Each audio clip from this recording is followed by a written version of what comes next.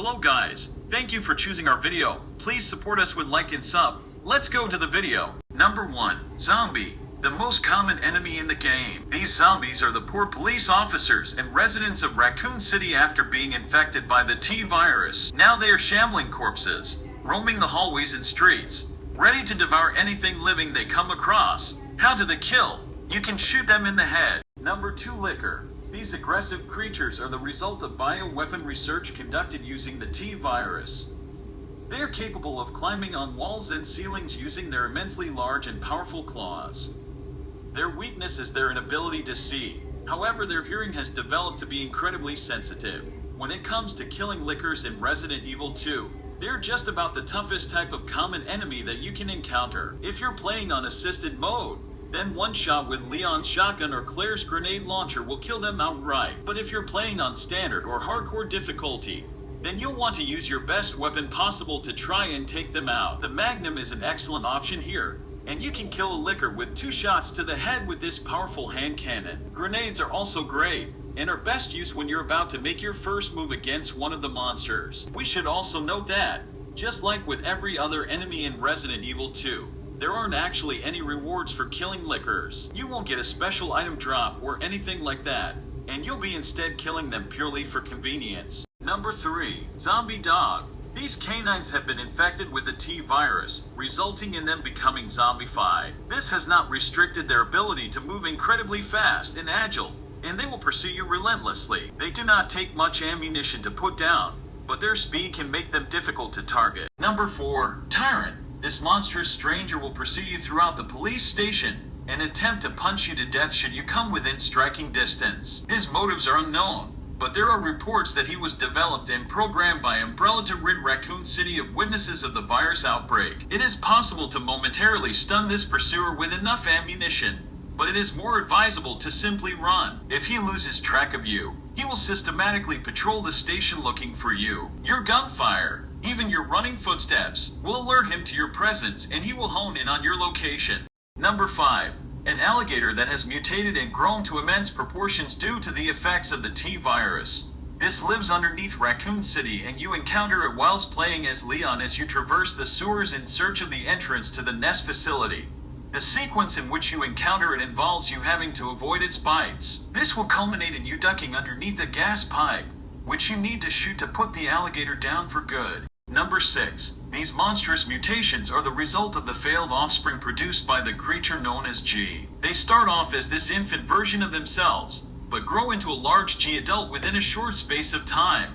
Despite being much smaller than their eventual adult counterpart, they are still a dangerous enemy that should be dispatched before they latch onto you. Number 7.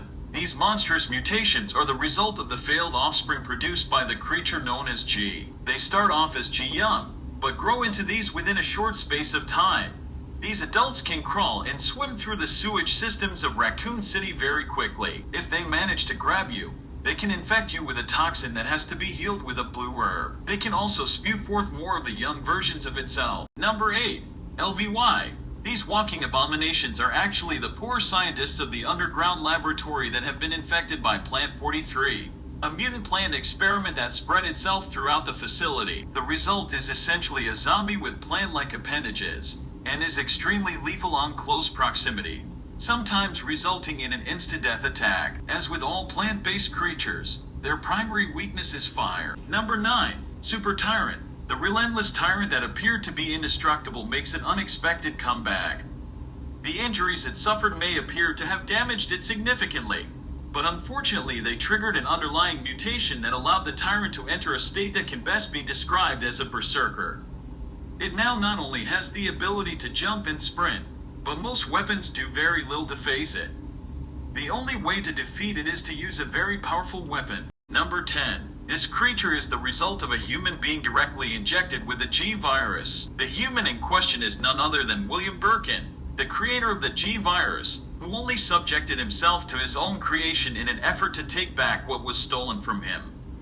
The G virus causes uncontrollable mutation, first targeting the arm that was heavily injured, causing it to swell and mutate into something freakishly strong. This is the secondary mutation of the G-virus infected William Birkin. Damage sustained to a creature infected with the G-virus triggers a surge of uncontrolled mutation. Despite being in the early stages of mutation, practically all recognizable features of the former human have been lost. Even the host's head has been replaced, with William's tormented face now melded into this monster's chest. This is the third mutation of the G-virus infected William Birkin. Damage sustained to a creature infected with the G-virus triggers a surge of uncontrolled mutation. All traces of the former human have been lost now, leaving a completely alien-looking monster with 2 additional arms. This is the purest form of this creature. This is the fourth mutation of the G-virus infected William Birkin. Damage sustained to a creature infected with the G-virus triggers a surge of uncontrolled mutations. The mutations at this stage have started to overwhelm itself,